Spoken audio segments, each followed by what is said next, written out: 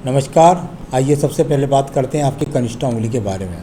कनिष्ठा उंगली सूर्य के पहले पर तक पहुंच जाए, एकदम पूरी लंबाई बहुत सुंदरता के साथ है। बुद्धि की कमी कुछ नहीं है, ज्ञान की कोई कमी नहीं है, भाषा शैली की कोई कमी नहीं है। किसी भी प्रकार से जो बुद्ध के गुण होते हैं वो उस उंगली के अंदर पूरी तरीके से विराजमान है। तो कुल मिलाकर के ऐसी बुद्धि का व्यक्ति को अपने जीवन के अंदर उसका फ़ायदा उठाना चाहिए, उसका इस्तेमाल करके तरक्की प्राप्त करनी चाहिए। आइए बात करते हैं सूर्य की उंगली की। सूर्य की उंगली यश और मान सम्मान के लिए जानी जाती है। यहाँ पर यदि मैं इस उंगली के अंदर देखता हूँ तो भले ही बहुत ज़्यादा खड़ी हुई रेखा नहीं है, लेकिन ये फिर भी वो उंगली है जो ये बताती है कि मैं बृहस्पति की उंगली के बराबर हूँ। यानी आपके जीवन के अंदर जो स्थिति आपकी आज तारीख है, यानी कि यदि आप गरीब हैं आपके आज की तारीख में तो गरीबी में जीवन कटेगा, और यदि आप रईस हैं तो रईसी में जीवन कटेगा, और यदि आप सामान्य रूप के बीच के व्यक्ति हैं तो सामान्य रूप के तबके में ही आपका जीवन व्यतीत होगा। साथ ही साथ ये बीच का गैप जब आ जाए तो व्यक्ति किसी न किसी कारण की वजह से अपने माता पिता की सेवा नहीं कर पाता है, चाहे वो दूर नौकरी करने के कारण की वजह से, चाहे गरीब परिवार में झगड़ा झंझट होने की वजह से। तो ये इस प्रकार के गैप से जाना जाता है। अब बात करते हैं यहाँ पर आपके सीधा सीधा शनि की उंगली की। शनि की उंगली और इसके बीच में ये बहरा कट, यानी कुल मिलाकर के आपको बहुत सावधान रहना होगा अपने जीवन के अंदर। किसी को धन ना दें कृपया करके। यदि आपने किसी को अपना धन दे दिया तो वो लौट करके आपके जीवन में आपको मिलेगा नहीं। ये इस प्रकार की बातों के लिए जाने वाले ये कट माने जाते हैं। अभी स्वास्थ्य के रूप से ये सब चीज़ें यहाँ पर मौजूद हैं। कई बार देखने में आता है जब ये कट लग जाता है तो जीवन में संघर्ष बना रहता है धन का। अब बात करते हैं यहाँ पर बृहस्पति की उंगली की। बृहस्पति की उंगली पर अभी किसी प्रकार के कोई बहुत खराब चिन्ह यहाँ पर मौजूद नहीं है, यानी कि वैवाहिक जीवन के खराब की स्थिति के चिन्ह मौजूद नहीं। साथ ही साथ संतान सुख सहयोग के चिन्ह भी अभी यहाँ पर मौजूद नहीं है। सामान्य रूप से उंगली है, यानी ईश्वर पूजा भी सामान्य रूप से करते हैं। आइए बुद्ध पर्वत की बात करता हूँ। बुद्ध का पर्वत, और यहाँ ये बुद्ध का पर्वत जब यहाँ पर खड़ी हुई रेखाएं हो जाएं तो व्यक्ति के पास स्थिति कैसी भी क्यों ना सही, उसके पास धन के आगमन निरंतर रूप से बने रहते हैं। साथ ही साथ संतान का सुख सहयोग भी प्राप्त होता है। अब बात करूँगा मैं यहाँ पर आपके सूर्य के पर्व की। यश और मान सम्मान के लिए जाने वाला ये सूर्य का पर्व, और यहाँ पर ये रेखा इस प्रकार से जाकर अगर व्यक्ति के जीवन में हो तो एक बात पक्की है कि राज्य सरकार के टेंडर से संबंधित जॉब करेगा व्यक्ति, राज्य सरकार के ठेकों से संबंधित या संविदा की जॉब, कहीं ना कहीं यदि आप प्रयास करें तो राज्य सरकार से संबंधित उपभोगों का आप उपयोग कर सकते हैं, लाभ उठा सकते हैं उसकी क्षेत्र का। अब बात करते हैं शनि के पर्व की। बहुत उपयुक्त रूप से ये 55 वर्ष के बाद में वो रेखा बन गई जो आपके जीवन में पक्की रेखा है, यानी 55 वर्ष के बाद आपके पास धन संपन्नता सब कुछ अनुकूलता के साथ में बनी रहेंगी। अब बात करते हैं हम आपके यहाँ पर बृहस्पति के पर्व की। बृहस्पति का पर्व, और जब ये खड़ी रेखाएँ हो जाए तो इनका कहीं ना कहीं संबंध आयु रेखा के साथ भी संबंध किया जाता है। एक रेखा का आयु रेखा से संबंध, और दूसरी दो रेखाओं का मतलब ईश्वर के प्रति आस्था, और साथ ही साथ अपने अनुकूल धन का भी, यानी आप जो है जो दान पुण्य के क्षेत्र हैं उसमें अपने अनुसार कुछ ना कुछ सहयोग भी करते हैं। तो इस प्रकार की ये उंगलियाँ, ये पर्वतों का यहाँ पर फल हुआ। अब बात करूँगा इसके बाद मैं आपके सीधा हृदय रेखा के बारे में। देखिए, आपकी हृदय रेखा को यदि आप देखोगे तो ये आपकी हृदय रेखा जो ऊपर की तरफ जा रही है। जब इस प्रकार की हृदय रेखा हो और उसमें से छोटी छोटी बूंदें इस प्रकार से गिरने लगें यहाँ बृहस्पति की तरफ, तो कई बार विवाह में देरी, कई बार कह सकते हैं कि अपने जीवन के अंदर थोड़ा पत्नी से तालमेल की कमी, इस तरह की स्थितियाँ आपके साथ में रहने वाली हैं। लेकिन पत्नी अनुकूल ही रहने वाली है, तालमेल में कमी हो सकती है।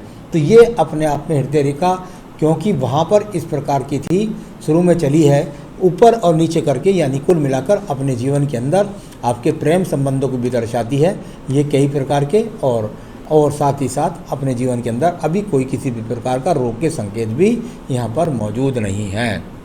चलिए अब बात करेंगे हम यहाँ पर मंगल रेखाओं की। मंगल रेखाएं ये वो रेखाएं होती हैं जिनको हम कर्म रेखा बोलते हैं। व्यक्ति के पास कर्म रेखाएं यदि हो तो कुल मिलाकर के इनको जाना जाता है कि व्यक्ति कर्म करने वाला है और कर्म करके अपने जीवन में अपने आप को बढ़ाने वाला, यानी आलसी नहीं है, सपने नहीं देखता है, कर्म भी करने को तैयार रहता है। तो ये कर्म रेखाएं आपके हाथ के अंदर। अब बात करूँगा, आपकी 28 साल की उम्र है, इसलिए मैं उसके हिसाब से ही देख करके बोल रहा हूँ। चलिए एक और रेखा की बात करते हैं, इसको बोलते हैं बुद्धि रेखा। बुद्धि रेखा यदि आप देखेंगे तो यहाँ 2 प्रकार से है। एक बुद्धि रेखा आपकी डाउन चली गई, एक बुद्धि रेखा ऊपर चलेगी। पहले मैं ऊपर वाली रेखा का बल बताता हूँ। बुद्धि रेखा जब ऊपर वाली दिमाग की रेखाओं से धन के पर्व को देखे तो व्यक्ति के अंदर सिर्फ एक ही एक जुनून रहता है, धन धन धन धन, यानी कुल मिलाकर के बहुत ज़्यादा धन के लिए उतावला रहता है, बहुत ज़्यादा ऊंचाइयों के लिए अपने जीवन में उतावला रहता है, इस प्रकार की रेखा। और दूसरा संबंध होता है, व्यक्ति मरते मर जाता है लेकिन गुप्त संबंधों को किसी को भी नहीं बताता। तो ये इस प्रकार का यहाँ पर बुद्धि रेखा का संबंध है। आइए द्वितीय मंगल पर्वत पर चलता हूँ। द्वितीय मंगल पर कई क्रॉस बने हुए हैं, एक दूसरे को रेखा भी काट रही हैं, हल्के हल्के क्रॉसेस भी हैं। झगड़ा, झंझट, मुकदमा, सड़क पार करते समय ध्यान रखें, आपको ऐसी चीज़ों से सामना करना पड़ सकता है जब तक ये चिन्ह यहाँ पर मौजूद है। यानी कुल मिलाकर के एक झगड़े से बचना है, किसी के झंझट से बचना है, साथ ही साथ सड़क पारते समय, वाहन चलाते समय बचना है, कोई एक्सीडेंट की संभावना हो सकती है। अब बात करूँगा इसके बाद में आपके चंद्र क्षेत्र के बारे में। चंद्र का क्षेत्र जाना जाता है व्यक्ति की मानसिक चिंताओं के लिए, साथ ही साथ मानसिक प्रगति के लिए। यहाँ से ये रेखाएं सिर्फ और सिर्फ भाग दौड़ के दिखलाती हैं, कोई मानसिक टेंशन को नहीं, लेकिन भाग दौड़ के लिए दर्शाती रेखाएं कुछ मानसिक चिंताएं और भाग दौड़ के लिए दर्शाने वाली ज़्यादा स्थिति बनी हुई है। तो ये भाग दौड़ के जीवन के अंदर बना रहता है, इस प्रकार की स्थितियों को दर्शाने वाली यहाँ पर भी स्थिति आपकी मौजूद है। इसके बाद बात करता हूँ मैं आपकी मैं बात कर रहा था वहाँ पर, तो मैंने ये ढलवा रेखा के बारे में नहीं बताया आपको। ये ढलवा रेखा जो आपकी बुद्धि रेखा नीचे की तरफ जा रही है, ये समानांतर रूप से आगे एकदम ढलवा हो गई है। तो इसमें ज़रा किसी भी जल्दबाजी से या जल्दी से आवेश में आने से बचें, ऐसा इसका स्वरूप माना जाता है। व्यापारिक रेखा की बात करता हूँ। अभी यहाँ पर ये थोड़ा सा जो आपको रेखा दिखाई दी है, व्यापारिक रेखा नहीं है, ये कुल मिलाकर अभी सिर्फ आपकी बुद्धि की तीव्रता को दर्शाती है। तो यानी कुल मिलाकर बुद्धि के उपयोग को दर्शाती है। आपकी इसी बुद्धि रेखा में यहाँ पर एक नक्षत्र बना हुआ है, ये बहुत खतरनाक नक्षत्र है। यहाँ पर जब ये नक्षत्र इस प्रकार का बन जाता है तो व्यक्ति अपने दिमाग पर काबू नहीं रखता, अपने आप में बाहर आकर के कोई भी उल्टा सीधा झगड़ा झंझट मोल ले सकता है। तो उसको मानसिक संतुलन बना करके चलना होगा। अब बात करता हूँ मैं आपकी भाग्य रेखा की। भाग्य रेखा और कुल मिलाकर के यहाँ चंद्र पर्वत से चल कर के ये भाग्य रेखा गई और 35 के बाद 2 रेखाओं के रूप में ये रेखा चली। अगर ये 2 रूप वाली रेखा अगर दीप बन जाती तो आपके लिए बहुत खतरा हो जाता।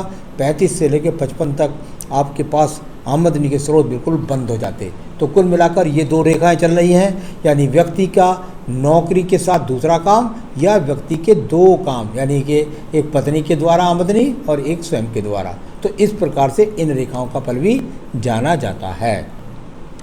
अब बात कर लेते हैं हम आपके यहाँ पर कदम कदम पर ये उठने वाली रेखाएं। इनको बोलते हैं हर कदम पर व्यक्ति के जीवन में प्रगति प्रगति प्रगति, यानी कि हर कदम पर अगर आप देखें तो यहाँ आयु के लगभग अगर मैं देखता हूँ तो 30वें वर्ष में तरक्की, फिर 33वें वर्ष में, फिर 38वें वर्ष में, फिर 40वें वर्ष में तरक्की, फिर 45वें वर्ष में, यानी ये लगातार प्रगति या प्रमोशन जैसी रेखाएं आपके जीवन में नजर आ रही हैं। इसके बाद बात करते हैं हम आपकी मंगल रेखा के बारे में। मंगल रेखा सहयोगात्मक रेखाओं के रूप में कुछ रेखाएं मंगल रेखाएं हैं जो आपका कदम कदम पर मुसीबतों से निकालने में आपको फ़ायदा देंगी। आयु रेखा की बात करिए। आयु रेखा ये जाकर के और यहाँ पर इस प्रकार से मणिबंध तक मिल गई।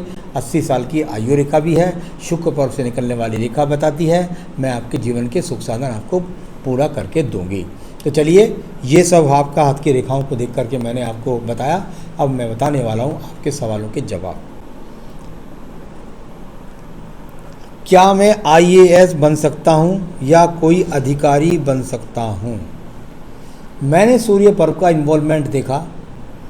अगर आप अपने पर अंकुश रखें तो इसमें कोई शक नहीं है कि ये एक अच्छे नौकरी पेशा करने की आदमी है। जहाँ तक IAS का सवाल है वो मुझे नहीं लगता।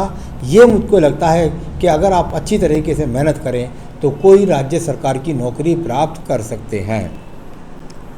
मेरे माता पिता से संबंध कैसे रहेंगे? मैंने आपको ऊपर बताया कि माता पिता के साथ संबंध किन्हीं भी कारणों के कारण आपके माता पिता से संबंध ठीक नहीं रहेंगे या उनसे दूरी रहेगी, आप उनकी सेवा नहीं कर पाएंगे। मेरे पास धन का अभाव क्यों रहता है? आपके पास धन का अभाव अभी जगह अगर बात करता हूँ तो ज़्यादा स्थिति जो है वो आपकी मानसिक स्थिति से ज़्यादा प्रभावित है। आपको एक जगह टिक करके काम करना होगा, आपको जल्दबाजी नहीं करनी होगी, आपको क्रोध पर नियंत्रण रखना होगा, वरना आपको कई बार जगह का परिवर्तन का सामना करना पड़ सकता है। मुझको लगता है इस स्थिति पर आपको बहुत ज़्यादा ध्यान देना चाहिए, क्योंकि वो नक्षत्र आपकी जो था वो अच्छा नक्षत्र नहीं था। जल्दबाजी ना करें, जीवन में सब सुख मिलेगा, धन मिलेंगे। 35 वर्ष के बाद ज़्यादा अनुकूलता की हो जाएगी। मेरे वैवाहिक जीवन कैसा होगा या जीवन साथी से तालमेल होगा या नहीं, उसे कैसे सुधारें? मेरे हिसाब से आपका विवाह की एक दशा पहले भी आई है, यदि नहीं आई है तो कोई बात नहीं है, आपको फिर दोबारा से ये 30 वर्ष की अवस्था में दोबारा विवाह का मौका आएगा। तो यदि नहीं हुई है तो कोई बात नहीं है। तो यहाँ वैवाहिक तालमेल के लिए आपको अपने मानसिक संतुलन पर नियंत्रण रखना होगा, क्योंकि आपके दिमाग के अंदर एकदम अति क्रोध, अति जल्दबाजी बहुत ज़्यादा बची हुई है। उससे आपको बचना होगा, क्योंकि पत्नी का दोष नहीं, आपका स्वयं का दोष आपके हाथ बताता है। तो उसे इस तरह सुधार सकते हैं अपने ऊपर नियंत्रण रख के। अब बात करते हैं, क्या मैं बिजनेस में सफलता पा सकूँगा? देखिए, अभी तो बिजनेस के लिए मैं कहूँगा ही नहीं कि आप बिजनेस करें, क्योंकि वर्तमान की स्थिति में सबसे पहले मैं कहूँगा तो वो कहूँगा अपने मन पर अंकुश रख करके एक टारगेट को बनाएं और उसके प्रति अपने कार्य को करें, तभी आप सफल हो पाएंगे। क्योंकि इस समय उग्रता बहुत ज़्यादा आपके दिमाग के अंदर समाई हुई है।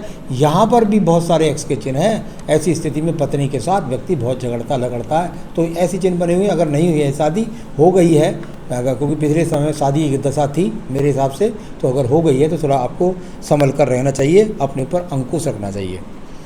मेरे जीवन में कोई अप्रिय घटना हो तो ज़रूर बताएं। कोई अप्रिय घटना नहीं है। जो मैंने चिन्हों के फल बताए हैं उनको आप अप्रिय समझिए। कैसे समझिए? मैं बार बार कहता हूँ, अपने आप पर अंकुश रखिए। चलिए, ये सब मैंने बताया। आप शुक्र पर्व को देख लेते हैं। शुक्र पर्व, यहाँ पर आपके सवालों के जवाब दे चुका हूँ। ये शुक्र पर्व है। यहाँ कुल मिलाकर सामान्य शुक्र पर्व आपके पास में है, तो उस सामान्य शुक्र पर्व की वजह से मैं आपको कह सकता हूँ कि संसाधन सामान्य आपके पास हैं। संतान रेखाएं भी आपके हाथ के अंदर 3 रेखा मुझे चमक रही हैं, बाकी पत्नी के हाथ से ज़्यादा पता चलता है। तो सारी रेखाओं पर्वतों के बारे में बताया। अब मैं बताऊँगा आपको वो चीज़ जो यदि आप करेंगे तो जल्दी से आपके जीवन में तरक्की होगी। आपको संकट नाशन गणेश स्रोत रोजाना पढ़ना होगा। दूसरा, इसके साथ आपको ये पढ़ना होगा। दूसरा, आप रोजाना अपनी पूजा में ओम गम गणपते विघ्न विनाशने नमः इस मंत्र की माला का जाप कर सकते हैं। और आदित्य हृदय स्रोत ये संकटनाशन आदित्य स्रोत पढ़ें।